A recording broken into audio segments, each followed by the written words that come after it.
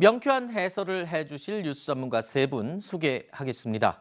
하종대 보도본부 선임 기자, 장윤미 변호사, 그리고 천하람 변호사, 이렇게 세 분입니다. 안녕하십니까? 어서 오십시오. 다들 새해 복 많이 받으십시오. 예, 새해 복 많이 받으십시오. 자, 더불어민주당 이재명 후보와 국민의힘 윤석열 후보가 오늘 오전 나란히 한국거래소 주식거래시장의 개장식에 참석했습니다.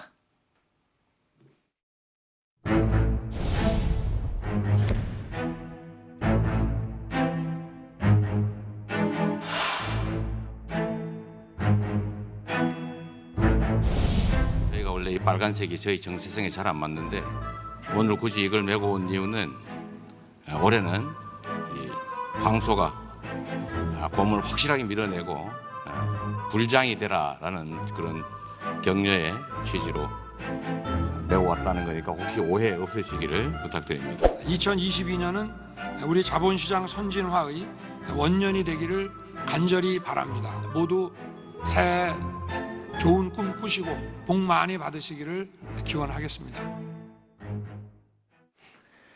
자, 오늘 주식시장 개장식 참석으로 동학개미 표심의 러브콜을 보낸 두 후보, 이재명, 윤석열 두 후보의 모습 보셨습니다.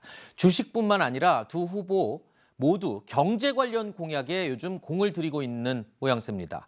이재명 후보는 청년 세대를 겨냥해서 이 월세 공제 확대 정책을 내놨는데요. 이 공제율을 5%포인트 올려서 두 달치 월세를 돌려받을 수 있게 해주겠다라고 약속했습니다. 또 윤석열 후보는 자영업자들을 만나서 임대료나 공과금으로 사용했던 이 대출금 가운데 50%, 그러니까 절반을 나라에서 책임을 지는 이른바 반값 임대료 공약을 내놓기도 했습니다.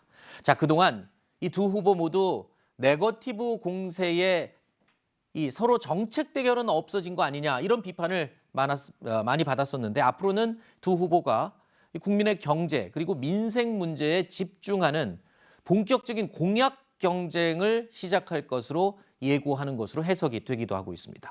자, 그동안 진짜 정책은 실종되고 서로 이 네거티브만 계속 해왔던 경향을 지울 수 없는데, 자, 이제부터는 좀 공약을 국민들이 볼 수 있을까요? 예, 어쨌든 새해 첫 벽두에 민생을 챙긴다고 하고 양 후보가 모두 공약을 내놨는데, 이제 이재명 후보 같은 경우에는 저게 이제 청년들, 특히 청년들이 월세를 많이 살잖아요. 그러니까 현재 세액공제보다도 한 2배 정도로 올려주는 거거든요. 2배로 확대하겠다고 하는 거고, 그다음에 이제 윤석열 후보 같은 경우는 저건 완전히 새로운 거예요.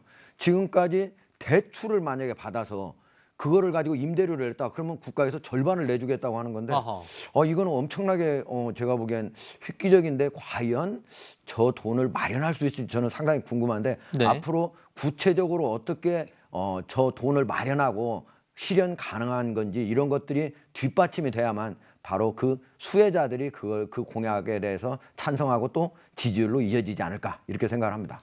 많은 후보들이 이 유권자들의 마음을 사로잡기 위한 공약들을 쏟아내고는 있지만 그 정책들의 대부분은 이 재원 마련의 문제를 해결하지 않으면 안 되는 것들이 대부분이죠. 그렇죠. 이번 이 공약도 마찬가지입니다. 과연 어떻게 약속을 지킬지 계속 지켜봐야 되겠죠. 신년을 맞아서 이 여론조사 결과도 지금 관심을 많이 끌고 있습니다. 자, 이재명 후보가 39.9%, 윤석열 후보가 30.2%를 기록했다는 여론조사 결과가 나왔습니다. 리서치앤리서치에서 조사한 내용인데요. 한 달 전에 이 같은 조사기관에서 실시했던 여론조사와 비교를 해본 내용을 저희가 그림으로 함께 표시했습니다. 이재명 후보의 지지율 격차는, 자, 보시는 것처럼 벌어졌죠. 자, 이재명 후보의 지지율은 올랐고 윤석열 후보의 지지율은 하락해서 갭이 더 벌어진 모습을 볼 수가 있습니다. 자, 정권 교체론에 대한 여론도 역시 마찬가지로 변동이 있었습니다. 불과 한 달 전만 해도 정권 교체론이 이 정권 안정론을 앞지른 여론조사 결과가 나왔었죠. 그런데 현재는요, 정권 안정론, 그러니까 여권 후보에 대한 지지율과 또 정권 교체론, 야권 후보가 당선돼야 한다는 대답, 37.3 대 37.1로 아주 팽팽하게 맞선다는 여론조사 결과가 나왔습니다. 자, 이재명 후보 지지율이 오르고 정권 교체론이 잦아들었다라는 추세를 지금 해석할 수가 있는데 글쎄요. 뭐 이재명 후보가 잘했다고 해야 할지 아니면 최근에 윤석열 후보가 실언 등 또는 가족 리스크가 더 크게 작용했다는 등 여러 가지 해석이 가능하겠어요.